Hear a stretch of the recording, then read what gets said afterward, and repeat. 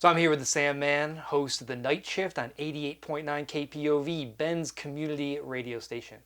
Tell me a little bit about the show, what you play, and why you chose that name. Yeah, so the show is kind of an homage to classic radio shows that I used to listen to growing up. First and foremost, Chocolate City on KCRW with Garth Trinidad.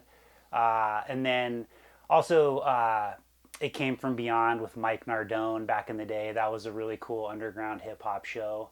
And then Giles Peterson Worldwide. That's he's a classic DJ over in the UK. He's been in the game for a super long time. Plays a very eclectic mix of tunes, and so those three radio shows combined with late nights at UC Santa Barbara on the weekend, um, it's kind of an homage to the music we would play hanging out with friends, where everyone brought something unique and tripped out and different, and everyone was just vibing on the weird new music they heard. And so um, the reason we chose the Night Shift or the Sandman, or both. Well, you can do both. I'd like to know Okay. both, actually. So the reason behind the Night Shift show name, there's actually a few reasons. One, I'm a night shifter, and so is DJ Nimbex. We actually work night shift jobs in our real life when we're not doing our Fantasyland DJ gig. And then the other part of it was one of my favorite hip hop groups, the Shapeshifters.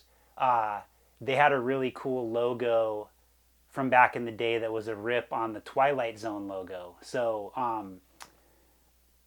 as an homage to feeling like the Twilight Zone in real life when I come off of a night shift, and also to the Shapeshifters graphic logo, um, that's kind of why the name kind of tied into being able to manipulate it to look like a certain logo, and also the fact that we feel like we're in the Twilight Zone, and we also really do work night shift. And we wanted something late night, trippy, stony vibes, whatever, for the college radio crowd in Bend, and play tunes that basically aren't being played on the air currently in Bend at all. So, long story, boring maybe, but that's the reason behind the Night Shift. And then the Sandman, uh, in hindsight, like maybe I would have went with a different name or even my actual name.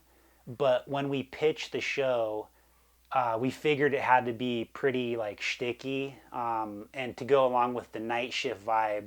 Everyone knows the story of the Sandman, and he's out late at night sprinkling dust on people, making them nod off to sleep. So my thing was like, I'm gonna sprinkle some sonic dust on people and make them nod their heads.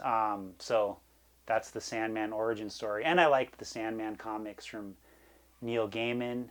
And the Sandman is close enough to my real name where it kind of is easier for me to say and not forget. So um, that's the reason behind the Sandman. I love it. I love it. So, a few weeks ago, you had your 1 year anniversary show with some eye opening stats. Tell me a little bit about those and what you've accomplished so far on the night shift.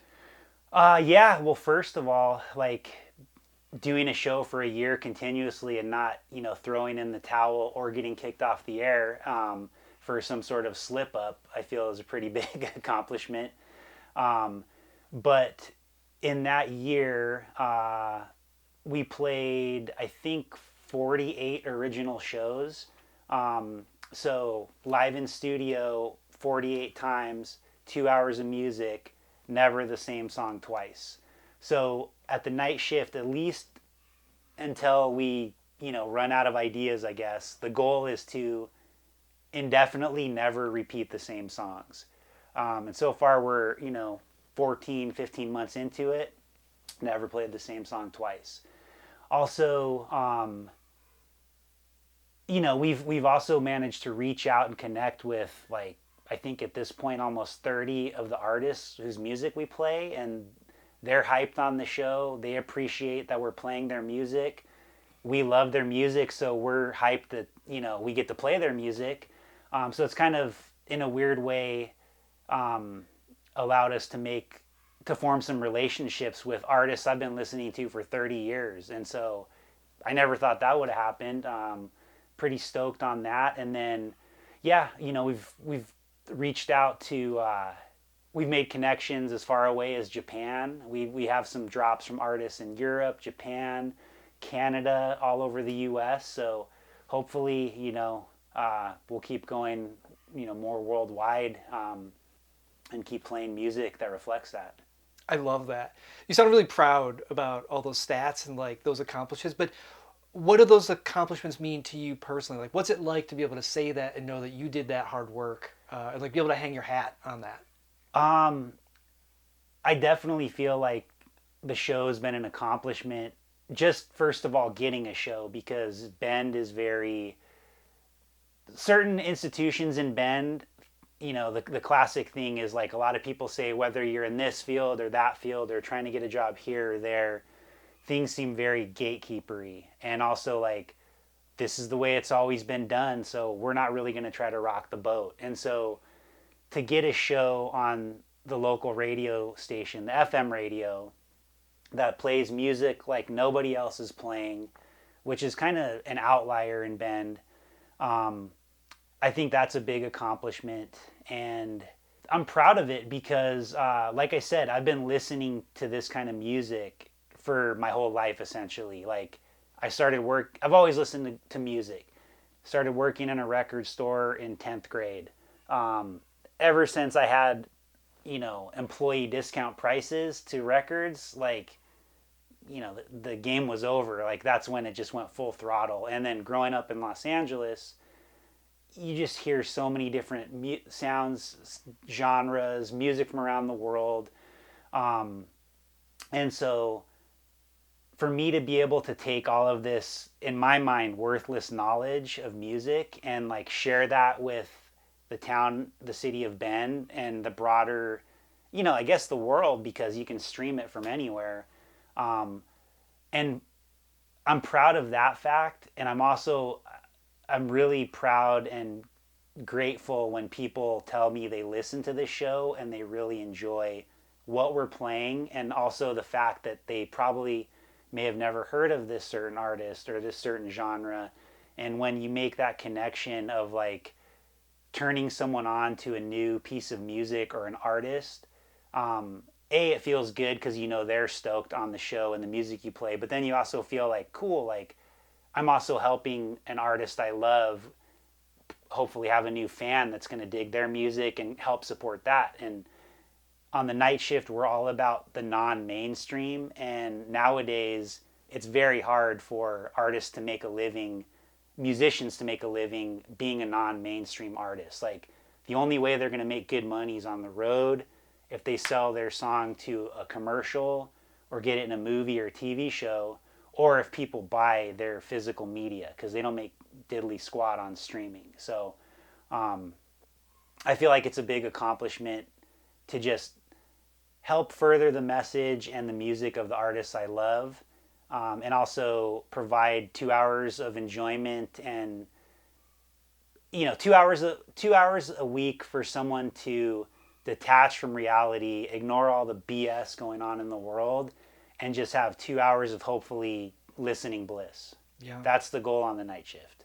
I really identify with that because for years I had just stopped listening to music because I didn't have a night shift to present me with new interesting music. So I'm kind of relegated to whatever you would stream, and it gets stale after a while. So the night shift has really brought something to me. I mean, I have started listening to music again and I appreciate it again. And now I'm going back into stuff that I was listening to as a kid and be like, wow, I'm finding enjoyment out of that. So I really appreciate what you guys are doing. Yeah, thank you. So DJ gig aside, what role does music play in your life? And what does music mean to you? Music definitely plays a huge role in my life. And it's funny because a lot of times, sometimes I don't even feel like I'm that into music, which is completely idiotic because I am. But yeah, music is it's such a weird medium that can like take you back to memories in your life. It can make a shitty day better because a new album you wanted to hear finally came out. Um, it's such a powerful medium because it transmits emotions, but also you can either like fully zone out and just do nothing but absorb yourself in that music, or you can put on some music that makes taking out the trash more enjoyable or doing yard work. And so music plays a huge role in my life in that um, it's always on. I'm always playing different types of music. I love playing new music for my daughter, for my wife, for my friends. And I just like having something in the background, whether it's waking up in the morning, brewing a cup of coffee and throwing a jazz album on, or, it's midnight and I throw some weird underground hip hop album on for those type of vibes. Like it's like a mood enhancer, I guess, or a vibe enhancer. Um, and it's been a big part of my life. Like I said, always been collecting music, been into music since I was a kid, since high school, Yeah. started working in the music industry. Um, Well, why don't you dig into that a little bit? So tell me a little bit about your musical journey, because you grew up in LA and now you're here in Bend. So what does it look like from someone who is, loves music at a young age and is now a DJ? Tell me a little bit about that journey. um, First of all, never in my life would I have thought I would be a DJ, or um, it wasn't necessarily even something I was like aspiring to become, because in LA everybody's a DJ, and being a DJ, I don't know, it's like in LA everyone's a producer or a DJ or whatever. It's like, sure you are, whatever. Um, but here, after almost a decade living in Bend, there was like a gaping hole, like a glaring void in the music scene. And I'm not trying to like discount like DJ Sorsky or anyone like that, because there are people here playing cool music. But for the general public and the town's main radio station, there's a commercial hip hop show, and then there's kind of a bunch of other shows that might dip into some, you know, mainstream stuff, but nothing giving a platform to the music that I like and that I've liked for the past several decades. Um, and so, like growing up in LA, that stuff is everywhere. It's like you could pull over a grandma on the street and say, "Yeah, name a hit song by Daft Punk," and a 90-year-old lady would probably be able to tell you. Here, you might go to someone and say, "Oh man, did you hear the new Daft Punk album?" And there's like, "Daft Punk? Who's that?" And so there's been enough times in Bend where there's been like major pop culture voids in people's lives where I'm like, okay, there is something I can contribute to make Bend better, not change it, but like enhance it. And Yeah. so I'm just trying to use all of my love of music and knowledge of obscure music and musical nonsense to hopefully make the city of Bend better, more diverse in its tunes, because we play stuff from all over the world, from people from all walks of life, and hopefully, make people more open-minded to just new experiences and diversity in general. Yeah. So Yeah. So if I remember right, so we're talking about the journey. If I remember right, you had to take a class before KPOV would give you access to the airwaves. So just nuts and bolts. Tell me a little bit about that experience. And can anyone be a DJ? I guess in theory, yes, anyone can be a DJ. Just because you can be a DJ doesn't mean you should be a DJ. And maybe some people even think that about what the music I play or the music we play on the show. But the steps to become a DJ at KPOV is you have to take a class that's only offered twice a year at COCC. So first of all, that's kind of an annoying barrier, just because I missed the class a couple times based on pre-existing schedule stuff, and there was nothing I could do but wait till the next one. And then once you do that, I forget what the exact order is. First thing is the class though, but then you have to do multiple in-studio sessions with a DJ and kind of see how the studio runs and how the boards run and this, that, and the other. But then you have to submit a show idea.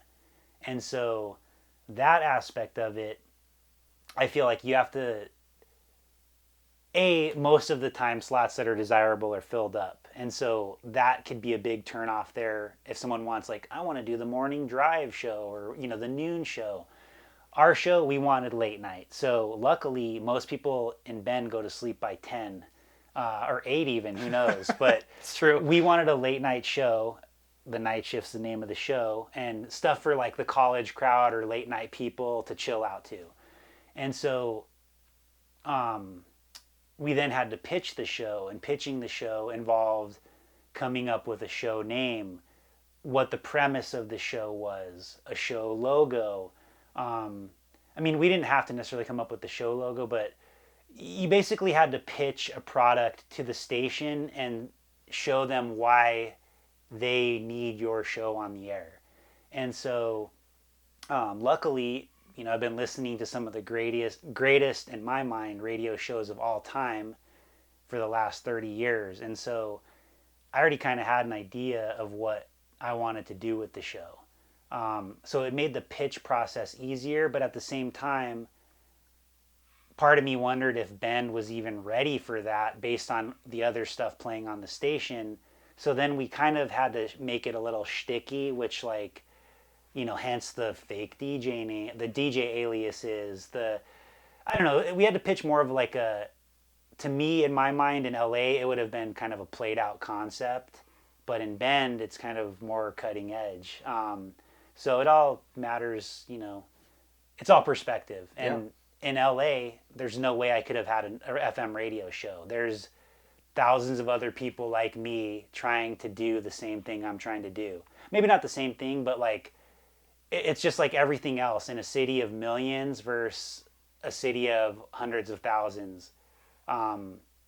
It's much harder to pull stuff off in a big city than it is in a smaller town. So that played to our advantage. They liked our pitch, and it all worked out.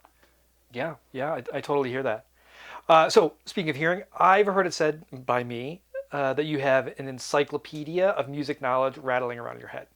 How did you develop that? And how does that help you craft each Night Shift show? I guess, The encyclopedia is broken. Yeah, the encyclopedia of music kind of just goes back to, I think it's honestly, I was into all this music and stuff I loved before, the internet was around for a while, but like before everything was one click away, right? And so most of the stuff we play on the show, to some degree, I have a physical copy of it, or I had a physical copy of it, and I had my own curated library. And you would, it wasn't just AI, play me a hip hop playlist. Boom, okay, here you go. It was back then it was like a treasure hunt. You had artists you loved, and some of them, like Kool Keith, like Madlib, like MF Doom, LP, music streaming, you would have to go to magazines like Herb Magazine, Wax Poetics, The Source, maybe LA Times, New York Times, if it even got to that big of a point. But like, you were treasure hunting for any sort of info on these artists and what they were up to and what possibly was coming out in the future. And so in my mind, the whole pre-streaming era for me was one giant treasure hunt. And so when you find that treasure and know where that treasure is, you make a mental note, and that's in there forever. And then now my mind's been so overloaded with bullcrap. I don't know that I could have had the same like a lot of stuff I've been into more recently. I have to go and look at YouTube, or I have to go to like reference manuals or this and that, because it's not burned into my brain.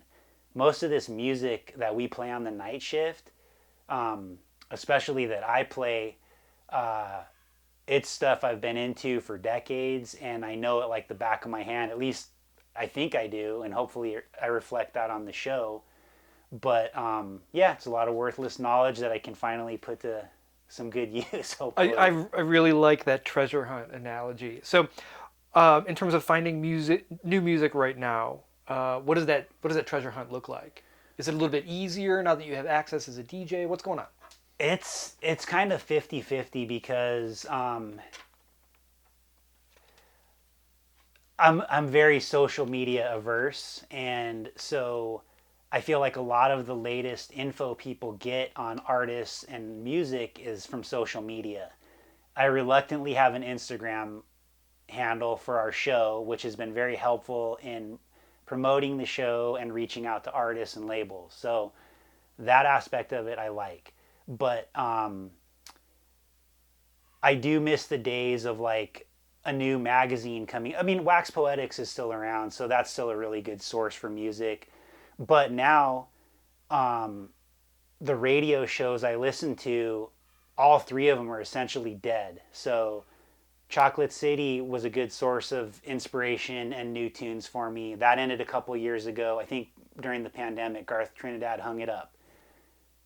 We came from beyond with Mike Nardone. He hung that up. He now does a hip hop show in Bellingham on their public radio station, which I listen to. So I can get some tidbits of stuff from there. But he deals with a lot of older hip hop, and still some new stuff too. But like that's kind of a tricky thing because I'm not trying to poach from his show either. I kind of want to come to the night shift with our own new perspective. And then Giles Peterson, BBC Worldwide, he's probably been the best source of new material for me for a long, long, long, long time. But of course, ever since whatever's going on in 2025, we all know what's going on. We can't get BBC radio here in America anymore. Even with a VPN, it tricks you, or they somehow know. And so essentially my radio show access where I was finding new stuff, because those guys are like tastemakers and breaking new albums and have their hand in the cookie jar. All three of those avenues have been cut off for me right now, which sucks. So now I just go to my old method where it was like read the liner notes, buy the actual album, see who artists are collaborating with, look at the label.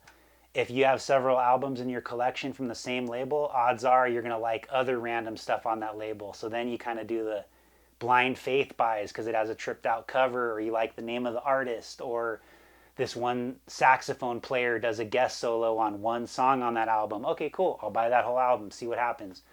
So now the treasure hunt aspect of it it's kind of back to the old days, honestly. Reading the liner notes and buying from labels you like. And Bandcamp is a godsend as well because the artists put their own stuff out on there. You can look at their label, their releases. You can sign up for emails from them. And Bandcamp does do a great job of, they'll do like the top electronic releases of October, the top hip hop of November. And so they're a good resource as well. So shout out to bandcamp.com. Probably the best way to support your favorite artists, buying music through them directly, and they make the most money through that process. Artists don't make squat off streaming, so buy the physical copy, read the liner notes, and do your own research. Yeah. Or listen to the Night Shift, and we'll do the research for you partially. Yeah, I mean, you are the tastemaker now. If those three shows aren't around, you become the tastemaker. So we've talked about a little bit about the show and how that goes. Tell me about your audience. Who listens to the Night Shift, and who are you making this music for? The audience is kind of to be determined because the station actually doesn't.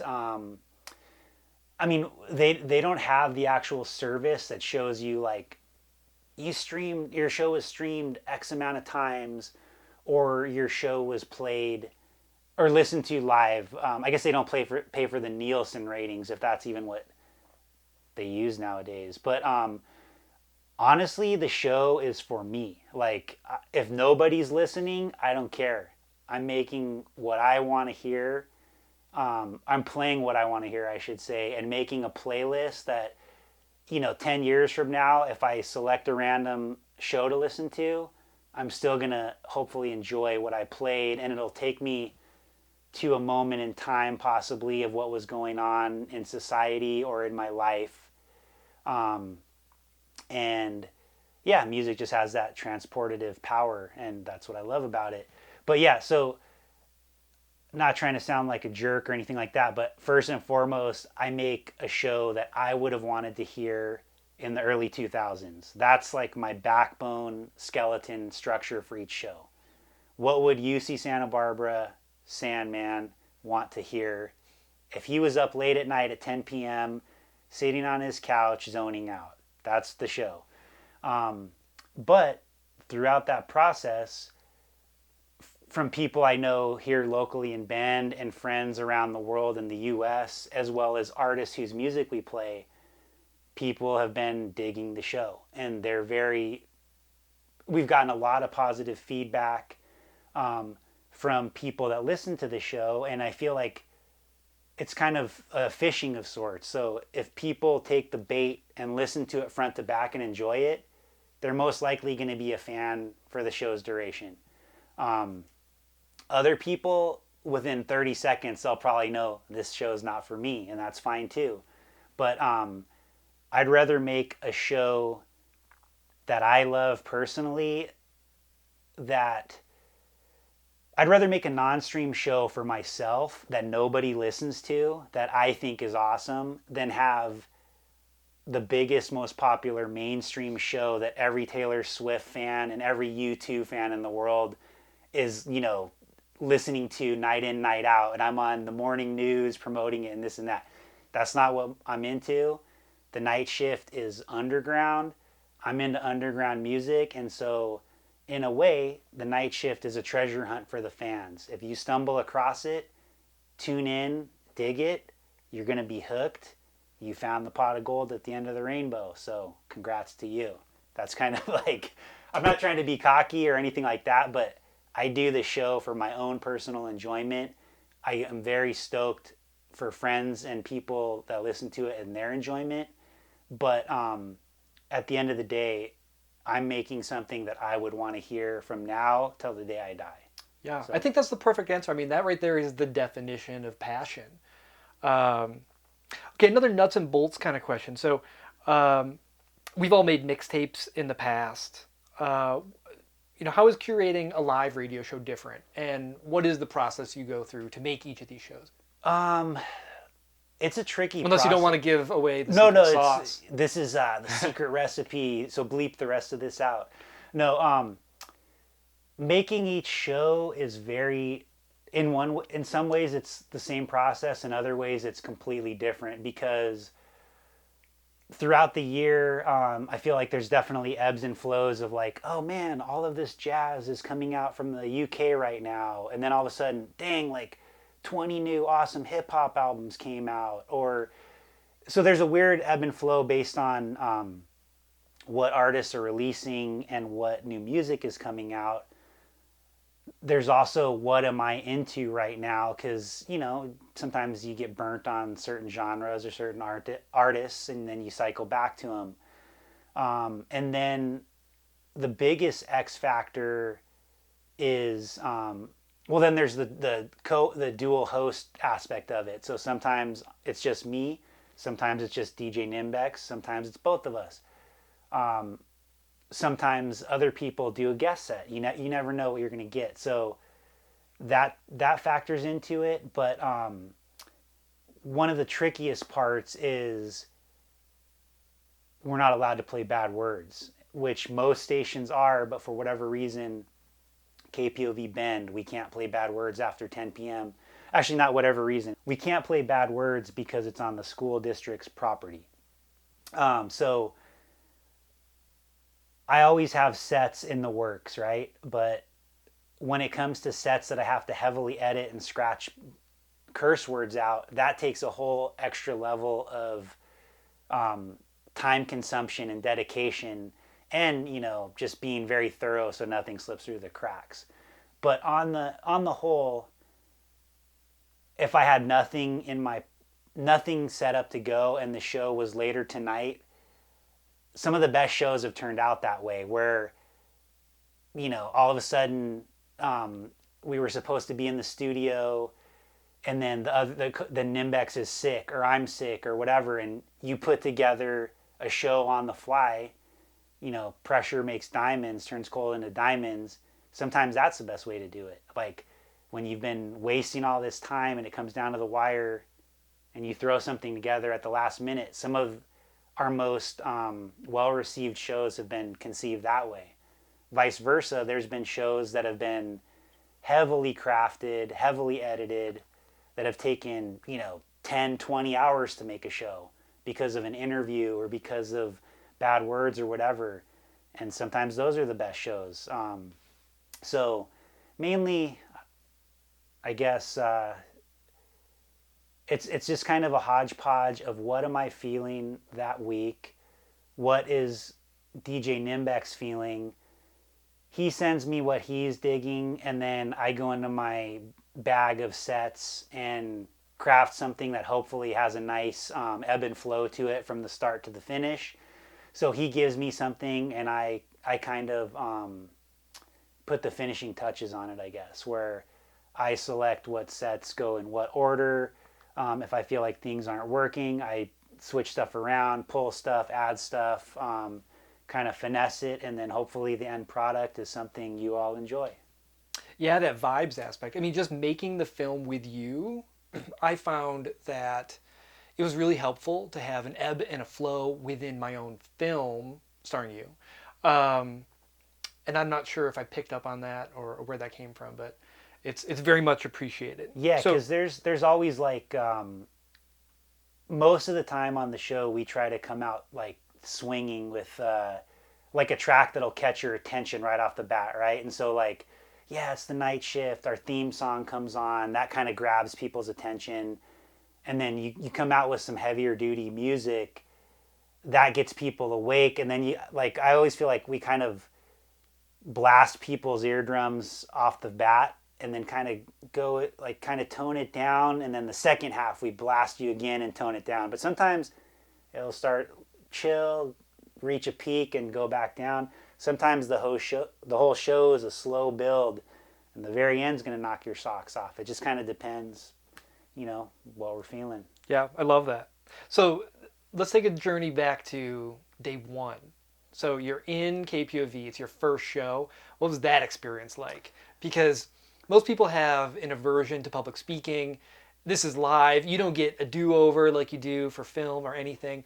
Give me a little bit of a rundown on what that first show was like. Yeah, the first show was definitely nerve-wracking because, and we found out pretty quick within the first several shows, but definitely on the first show, some of the equipment in there is way more prone to causing dead air or, just more fickle, antiquated equipment, I guess. And then kind of getting our own ebb and flow of like, who's going to say what, when, who's controlling the board, are levels okay, is anybody listening, you're nervous, don't cuss, like all this stuff is going through your mind of like, how can we not screw up, which can then make it way more clunky and awkward.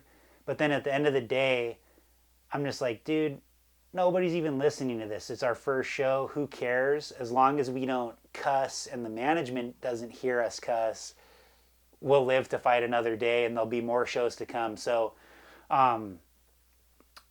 yeah, it was very nerve-wracking just because controlling the boards and talking and forming a like a relationship, like a speaking dynamic with your co-host while you're trying to play music. There's all sorts of stuff in play. Are we going to come up short with, do we have enough music? Do we have too much music? What do we do if this happens? And we definitely had some screw ups. And in the moment, it feels like time stands still. And you're like, oh my God, that was 5 minutes of dead air. And then you go back and listen and it's like 5 seconds. So nerve wracking to say the least. But at the end of the day, you just got to go in there and be like, who cares? I'm doing this for fun. I'm enjoying it. Sometimes it's funny when you screw up. Like nobody wants to go and see a band play a flawless show because everybody's seen that show. You want to go there when some curveball gets thrown and it becomes extra memorable because of that reason, because it's an outlier. So, yeah, I don't know. We just do our best. But the first show was nerve-wracking. and then we just listen to it the next day, and it doesn't sound as bad as you think it might have sounded, and you just keep going. I love that. I love that. So you had a ton of musicians and artists give drops and sound bites on the show. So what's it like to have access and talk to these people? Is it like talking to a larger than life hero figure? Is it more collaborative? Like talking to a peer? What's going on when that happens? And what does that feel like? I mean, it's definitely, it can be nerve wracking, and it can also be just like talking to an old friend. Or it can be completely anonymous, where you're just sending an email or a text message or something. But I'd say like out of most of the out of the drops we have in station IDs for the show, probably a third of them I've obtained live in person, and then a couple of those are people I've known for a while. And I have a relationship, and I could just call them on the phone, and got drops that way. But it was kind of a snowball effect too, because we were always hoping to have some promos from artists whose music we love, but at the same time, you never know. You don't know how approachable people are, or if they're gonna, there's the classic case of like, or the classic saying, don't meet your heroes, because you could be sorely disappointed. One of my good buddies had a bad interaction with Beck, and it devastated him to this day, and he still hates Beck. And this interaction was 20 years ago. So it can go south, and that sucks if it does. But when I approach people, I try to come to it with the just the thought of like, there's no pressure either way. We're fans of your music. We provide a platform for your music. We're honored to play your music. If you feel like you want to give us a drop for the show, awesome. If not, there's no pressure, no hard feelings. So I try to be as even keeled and just approachable as possible, which has worked out pretty well. I haven't been shot down by anyone in person just yet. But then again, you also have to read the room. And if it's not the right time to ask someone, it's not the right time. So I think also having a pretty vast knowledge of an artist's work, that helps, because it can prove you've been into their music for quite a while, and you're not just like some fly-by-night wannabe influencer on Instagram trying to get some stupid footage or something like that. And so, yeah, it's and then there's, then it took a while for our show to kind of, once the show got underway and more established, social media came into play, because it's proof that we do have an FM radio show that people listen to, that people are stoked on, and that other artists have supplied us, voiceover and drops for. And so then that helps when you're kind of, blind emailing labels or artists or sending them DMs. You can at least have proof of who you are, what your goal is to accomplish, and if they want to help you with that, or if they don't, it's fine either way. You still like their music. So I don't know. That's kind of, there's multiple approaches. So far it's working. There's still a lot of drops in the works, still a bunch of Who are you looking to land? Who would there's be... some big fish we're still hoping to land. I mean, some of the people, and some of them I know will never happen because they're just recluses by nature, but or some of the people are dead, so it's too late. That ship sailed. But we'd love to have a drop from DJ Crush. He's like the dude from our theme song. This is the record the theme song's on, Mugetsu. All-time favorite artist, one of them. Been listening to his stuff since the mid-90s. He's kind of an elusive dude too. So he's a big one. I don't know. It's hard to think off the top of my... I mean, any of the classic, like Q-Tip would be amazing to get. Madlib would be amazing to get. Kamasi Washington, Shabaka Hutchins, Sholto. There's so Bob James. There's a zillion people we'd love to have. But the fact of the matter is it's a slow process, and we're just doing what we can at the moment. And my goal was to have one drop a month. Like if I could get one new drop a month, I would be stoked for our show. Yeah. Currently, I think we have 28, so I'm already moved into my like year 3 quota. So yeah, I'm ahead of the curve. So keep building and keep growing the show and keep reaching out to the artists we love. And we're very thankful for these artists' music, and we're extra thankful when they bless the show with a cool station ID. So shout out to all the artists who have so far. We love your music, and we'll keep playing your tunes. Awesome. All right. Why don't you tell me a little bit about what's going on in the music industry right now? Who's crushing it? Who's pushing the limits? Like, what's the vibe? I mean, in the music industry right now, I think to a certain degree is in trouble, only because, well, I don't know if in trouble is the right word, or if, I mean, my gauge on it is so removed, but like, to me, the underground is very strong at this point. Mainstream music, I could give two shits about. Like, I take that back. Like, I do like mainstream music, but like, in this day and age, artists, underground artists of all types, I just was looking this up the other day, but it's something like, to make $100,000 a year, I think you need, it was either like 50 million streams or like 50 billion, one of the two, which either way is absurd, right? And $100,000 is not something to scoff at. That's good money for a lot of people, but like the amount of work for an artist to, I'm sure that it's costing them money to like go on the road, to pay musicians, to record, to do this and that. So for me, streaming, I'm over streaming. Like, that's not to say don't stream the Nightshift or don't listen to the Nightshift, but like streaming is cool if you can learn about a new artist and then you go and buy their album, because they'll make way more off selling 500 albums for like 30 to 50 a pop, 500 vinyls, than streaming their music millions of times. And so the other factor is with the Nightshift, you're getting like custom curated, selected music for you that we love, and we think other people who are on the same wavelength as us will love too. The other stuff, dude, I hate AI. I'm going to say this right now. I hate AI. It has some good points, but like, I don't want a computer telling me what I think. I don't want a computer telling me what it thinks I should listen to. And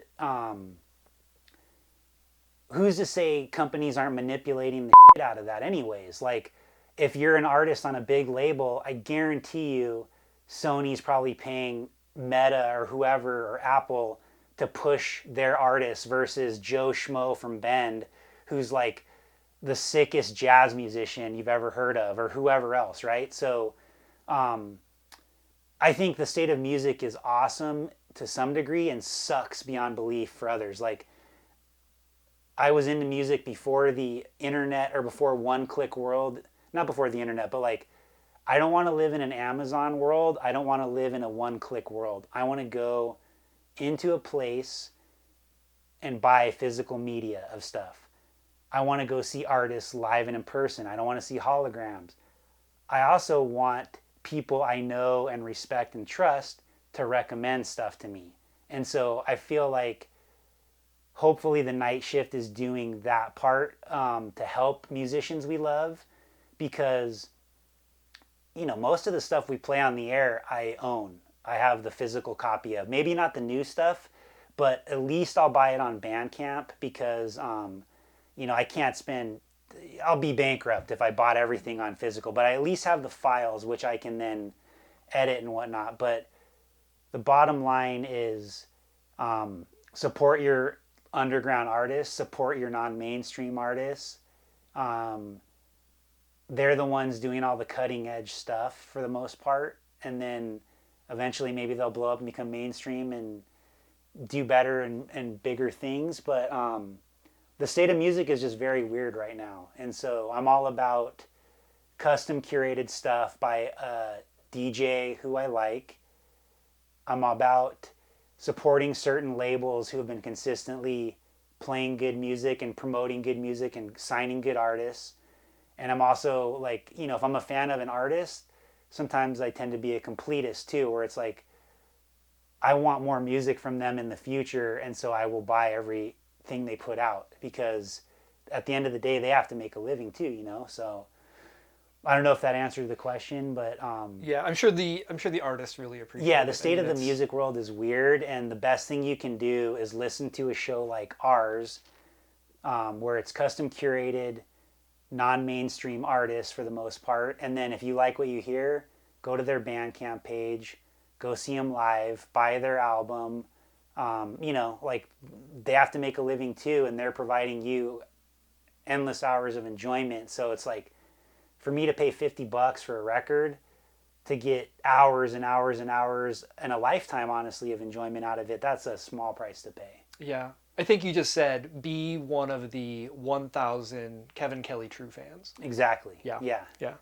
And if you don't know who that is, look it up, because it's meaningful. And in this I'd day and rather age. have like, I'd rather have 10 good friends than 1,000 acquaintances. Yeah. So it's like, just support the real stuff. Yeah. Underground. I think it's a little bit more raw, just from what you guys have played.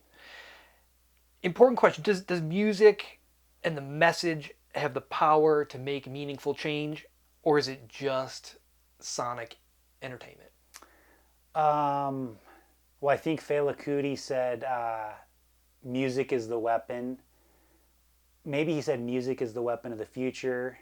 Or maybe that was AWOL1 taking his take on Fela Kuti's quote and saying music is the weapon of the future. But I do think music can make meaningful change, because during some of the worst moments in history all across the world, some of the best, most powerful music has been created. Like all the classic rock stuff during the Vietnam War, the classic jazz music, the classic soul music from the 60s and 70s, all the jazz music from early on that was obviously like a counterpoint to all the BS that those musicians were dealing with for not being white. Like, music can inspire people like no other. It can hopefully like make people think outside the box, and come up with new innovations, maybe, if you have some cool background music on and it just kind of gets your mind swirling. And I also think it can bridge, it can make people that, you say you're trapped in BFE, Nowheresville, USA. You've never had any sort of interaction with anybody but people like yourselves. All of a sudden, you see a weird album cover, a strange album cover, a cool album cover, you buy it, you're like, whoa, this is from, who's this guy from Nigeria, like wearing these crazy like face paint and beads and playing the sax and going like, I don't know, it has a way to transport people to other times, places, and regions, and immerse himself in culture that they may never have the chance otherwise to experience. And so I think it's very powerful, and hopefully can help make some big change right now too. Like, there's a lot of good music coming out right now, a lot of bullshit going on in the world, and just hopefully it inspires people to be good humans and say enough's enough, and get, talk to people that are different, experience things that are different. Like, homogenous society is not good. Diversity is the spice of life. So music hopefully can bridge that gap. Yeah. What music is speaking to you right now?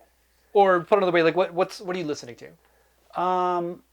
I mean, right now it's all over the place, but a lot of jazz from the UK right now is just next level. Like, like anything by Yusef Days, anything by Shabaka Hutchins, anything by Danalog, Sholto, Nala Sinefro, Flock. I'd say honestly, the most I'm listening to now is jazz and hip hop. I mean, I listen to world and electronic and funk, and it's all everything's in the mix at any given time. But like right now, I feel like the people that are actively commenting on society through their music is underground hip hop and jazz music, and it's like the LA jazz scene, the stuff off International Anthem out of Chicago, and then the UK jazz scene. All three of those realms are just on fire right now. New York has a lot of good stuff too. But I think the ability of these musicians to like summon the fire and harness the energy and harness all the negative energy going on and like flip it on its head and blast something positive back out into the world. That's why the music is so good right now and so creative and just so out there, because people are furious with what's happening and they're trying to do something about it. Maybe all they can do about it is sonically inspire people. I don't know. Yeah. I think some of my favorite shows have been those really powerful underground jazz and hip hop sets that are talking about what is going on right now. It just speaks to me. It feels immediate. It feels important. I think I think there's a lot of power in music. Yeah. So you own a ton of vinyl. How many albums do you have? And do you have digital music as well? What other types of physical collections do you have? Yeah. So the funny thing is I don't even have as much as I used to have, because been a lifelong collector of music, buyer of music. It's always, I'm one of those people that like to have my own little library where I knew where everything was and it's like custom curated and all that. But when we moved from Los Angeles up to Bend, it was kind of an everything must go sort of situation, because we didn't know what our financial situation would be up here, if it would work, this, that, and the other. And I was stupid enough to believe at that point, oh, everything's going to be streaming. Streaming is the way of the future. Look at me now, it's not. But yeah, so stupid enough to think everything would be streaming. I better cash in on all of this media while it's still worth something, which it's worth way more now. So I totally, fucked up on that regard. But before I sold everything, I ripped everything to my holy grail hard drive, right? And so I have a hard drive backed up probably in quintuplet or more at this point, different iterations of it. But I have a hard drive with like my life's work, of all the music I ever collected, my friends' music collections, obscure stuff that's like lost to time, obscure DJ mixes, obscure live recordings. And so that was the foundation for the Nightshift. I was like, okay, I have this drive. I'm enjoying it, and I've been enjoying all this music for the last 30 years. Maybe I can just, even if I I'm not this lazy, but even if I showed up at the show, plugged in the drive and pressed random play, I still think it would be a good show, because all of that stuff is stuff I curated throughout the years. It might not stick to our show motto or our show genre or themes or whatever, but so I have a hard drive with like, I want to say it's at least a terabyte, if not 2 terabytes of music that I ripped throughout the years. I still purchase vinyl all the time. I have not a weekly, but I have an allowance for vinyl so I don't go too overboard that I stick to. And then I buy a lot of stuff on Bandcamp to support the artists, where, if you just want one song, you can buy that for $1 or $2, which anything helps these days, right? Or you can buy the album. So I still buy digital, but now, because I sold my entire collection, I'm in the process of rebuying everything on vinyl just to keep for the long haul. I don't know how many albums I have. I would say I have too few. I'm sure other people would say I have way too many. But the collection's growing, and it will probably keep growing. I kind of look at it as more of like an heirloom thing to pass on to my daughter. And she really loves music, and it's gotten her into music, and like the tactile experience of like, ooh, Dad, what's this weird album cover? And then you play the music on it, and it might be what you're expecting. It might be something completely different. And so, I don't know. I'm trying not to sound like a Luddite, but like I'm very sick of like the streaming age and one-click world, for lack of a better description. And so I like having my music collection that I can go to a spot on the wall or in my rack and pull something out, look at it, zone out on the cover, read the liner notes, put the record on, and see what happens. Yeah. Yeah. I had some other questions, but I think you've kind of covered everything. Is there anything you want to broadcast to the limited world that we're going to talk to? Thanks for tuning into the Night Shift. If for some random reason, you haven't, if for some reason this video is the show where you're discovering the Night Shift, you can go to kpov.org/Night Shift and stream episodes. Yeah, you might like it. And most of all, thanks to Adam here for building me a super dope vinyl shelving unit.